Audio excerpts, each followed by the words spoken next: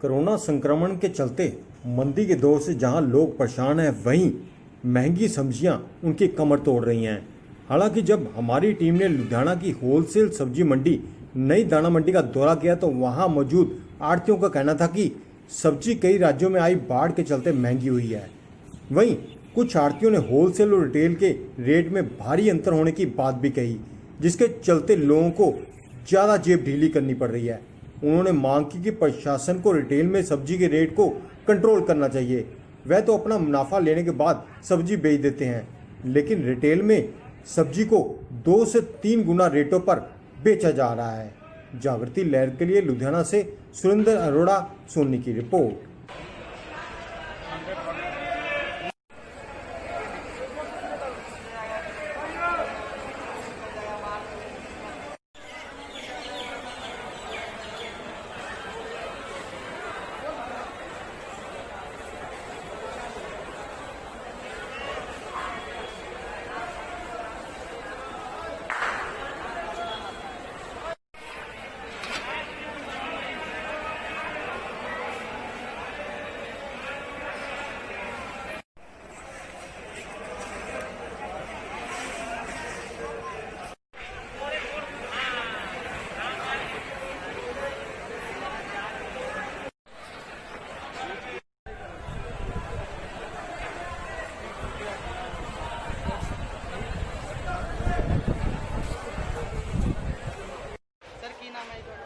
दलजीत सिंह।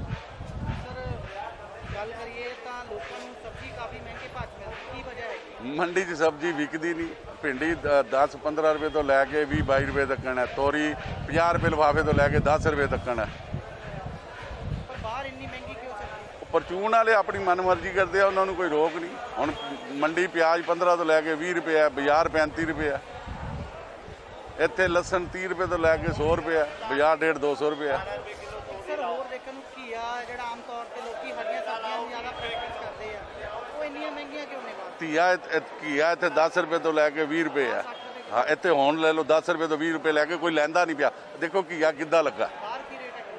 ਬਾਹਰ 50-60 ਰੁਪਏ। ਉਹ ਲੋਕਾਂ ਨੂੰ ਪਤਾ ਹੀ ਨਹੀਂ ਹੈਗਾ। ਲੋਕਾਂ ਨੂੰ ਪਤਾ ਹੀ ਨਹੀਂ ਕਿਹੜੀ ਚੀਜ਼ ਸਸਤੀ ਹੈ ਕੀ ਨਹੀਂ। ਇੱਥੇ ਨਿੰਬੂ 20 ਰੁਪਏ ਨਹੀਂ ਵਿਕਦਾ, ਬਾਜ਼ਾਰ 50 ਰੁਪਏ।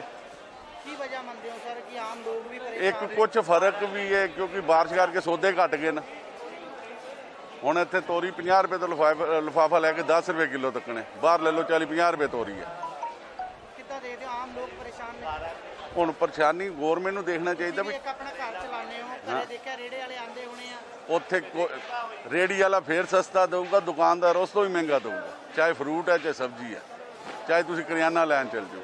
ਛੋਟੀ ਦੁਕਾਨ ਤੇ ਜਾਓਗੇ ਫਿਰ ਸਸਤਾ ਦੇ ਦੂਗਾ, ਵੱਡੀ ਤੇ ਜਾਓਗੇ ਉਸ ਤੋਂ ਮਹਿੰਗਾ। ਤੁਸੀਂ ਸੋਚਦੇ ਨਹੀਂ ਤੁਸੀਂ ਇਸ ਰੇਟ ਦਿੱਤਾ ਤੇ ਬਾਹਰ ਇਸ ਰੇਟ? ਸਾਨੂੰ ਹੁਣ ਕਿ ਇਹ ਤਾਂ ਗੌਰਮੈਂਟ ਨੂੰ ਚਾਹੀਦਾ ਨਾ। ਅਸੀਂ ਗੌਰਮੈਂਟ ਨਹੀਂ ਆ ਨਾ, ਸਾਡੇ ਕੋਲ ਤਾਂ ਆਇਆ ਸੀ ਆਪਣੀ ਕਮਿਸ਼ਨ ਲੈਣੀ ਹੈ ਜੀ 5%।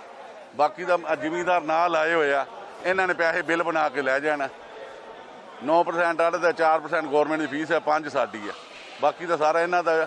ਸਾਡੇ ਵੱਲ 10 ਰੁਪਏ ਵਿਕੇ, ਸਾਡੇ ਵੱਲ 100 ਰੁਪਏ ਵਿਕੇ। ਮਤਲਬ ਤੁਹਾਡਾ ਮੰਨਣਾ ਹੈ ਕੁੱਲ ਮਿਲਾ ਕੇ ਜਿਹੜਾ ਰੇਟਾਂ ਦਾ ਫਰਕ ਹੈ ਇਹ ਬਾਜ਼ਾਰ 'ਚ ਹੀ ਹੈ। ਇਹ ਬਾਜ਼ਾਰ 'ਚ ਹੀ ਹੈ। ਤੁਸੀਂ ਆਪਣੇ ਵੱਲੋਂ ਜੋ ਮੁੱਲ ਆਂਦਾ ਆਪਣੀ ਕਮਿਸ਼ਨ ਅੱਗੇ ਵੇਚ ਦਿੰਦੇ ਹੋ। ਬਾਕੀ ਆ ਦੇਖੋ ਜ਼ਿਮੀਂਦਾਰ ਨਾਲ ਖੜਿਆ ਜੀ। ਸਾਡੇ ਤੇ ਲੜਾਈ ਵੀ ਨਹੀਂ ਪੂਰੀ ਹੋ ਰਹੀ।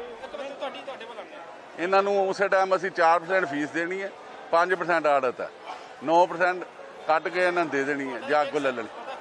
ਸਾਡਾ ਫਿਕਸ। ਸਾਨੂੰ ਨਹੀਂ ਚਾਹੇ 10 ਰੁਪਏ ਵਿਕੇ, ਚਾਹੇ 2 ਰੁਪਏ ਵਿਕੇ, ਚਾਹੇ 100 ਰੁਪਏ ਵਿਕੇ। ਸ਼ੋਪ ਦਾ ਮਾਲਕ ਇਹ ਸਬਜ਼ੀਆਂ ਦੇ ਰੇਟ ਇਸ ਕਾਰਨ ਇੱਕ ਤੇ 3 ਮਹੀਨੇ 4 ਮਹੀਨੇ ਤੋਂ ਕਰੋਨਾ ਦੇ ਕਾਰਨ ਬਹੁਤ ਡਿਸਟਰਬੈਂਸ ਹੋਈ ਹੈ ਔਰ ਕੁਝ ਫਾਇਦਾ ਵੀ ਹੋਇਆ, ਕੁਝ ਨੁਕਸਾਨ ਵੀ ਹੋਇਆ। ਬਾਕੀ ਇਹ ਵੀ ਪ੍ਰਸ਼ਾਸਨ ਨੂੰ ਚਾਹੀਦਾ ਵਾ ਕਿ ਕੋਈ ਨਾ ਕੋਈ ਸਕੀਮ, ਕੋਈ ਨਾ ਕੋਈ ਵਾਧਾ ਦੇਣਾ ਚਾਹੀਦਾ, ਕੋਈ ਨਾ ਕੋਈ ਸਕੀਮ ਕਰਕੇ ਜ਼ਿਮੀਂਦਾਰਾਂ ਨੂੰ ਫਾਇਦਾ ਮਿਲੇ ਤਾਂ ਕਿ ਉਹਨਾਂ ਦੀ ਸਬਜ਼ੀ ਕੁਆਂਟੀਟੀ ਰੇਟ ਤੇ ਵਿਕੇ ਔਰ ਉਹਨਾਂ ਨੂੰ ਕੁਝ ਰਾਹਤ ਮਿਲ ਸਕੇ। ਔਰ ਸਬਜ਼ੀਆਂ ਰੇਟ ਇਸ ਕਾਰਨ ਡਾਊਨ ਹੈ ਕਿਉਂਕਿ ਗਾਹਕ ਘੱਟ ਹੈ ਔਰ ਸਬਜ਼ੀਆਂ ਆ ਰਹੀਆਂ ਬਾਹਰੋਂ ਔਰ ਸਬਜ਼ੀਆਂ ਬਾਹਰੋਂ ਆਉਣ ਕਾਰਨ ਰੇਟ ਲੈਸ ਹੋ ਜਾਂਦਾ ਔਰ ਲੋਕਲ ਸਬਜ਼ੀ ਕੋਈ ਬੀਜੀ ਨਹੀਂ ਜਾ ਰਹੀ, ਇਸ ਕਾਰਨ ਸਬਜ਼ੀਆਂ ਰੇਟ ਘਟ ਜਾਂਦਾ। ਮਾਰਕੀਟ ਦੇ ਵਿੱਚ ਰੇਟ ਨਹੀਂ, ਮਾਰਕੀਟ ਦੇ ਵਿੱਚ ਰੇਟ ਸਬਜ਼ੀ ਦਾ ਰੇਟ ਇਸੇ ਮੰਡੀ ਦੇ ਅਕੋਰਡਿੰਗਲੀ ਹੋਏਗਾ। ਜੇ ਇੱਥੇ 10 ਰੁਪਏ ਕਿਲੋ ਹੈ ਤੇ ਬਾਹਰ 30 ਮਿਲੇਗੀ, 25 ਮਿਲੇਗੀ, 20 ਮਿਲੇਗੀ, 40 ਮਿਲ ਸਕਦੀ ਹੈ, 30 ਮਿਲ ਸਕਦੀ ਹੈ। ਆਪਣੇ ਆਪਣੇ ਏਰੀਆ ਦੇ ਹਿਸਾਬ ਨਾਲ, ਆਪਣੀ ਆਪਣੀ ਲੋਕੇਸ਼ਨ ਦੇ ਹਿਸਾਬ ਨਾਲ, ਆਪਣੀ ਆਪਣੀ ਮਾਰਕੀਟ ਦੇ ਹਿਸਾਬ ਨਾਲ।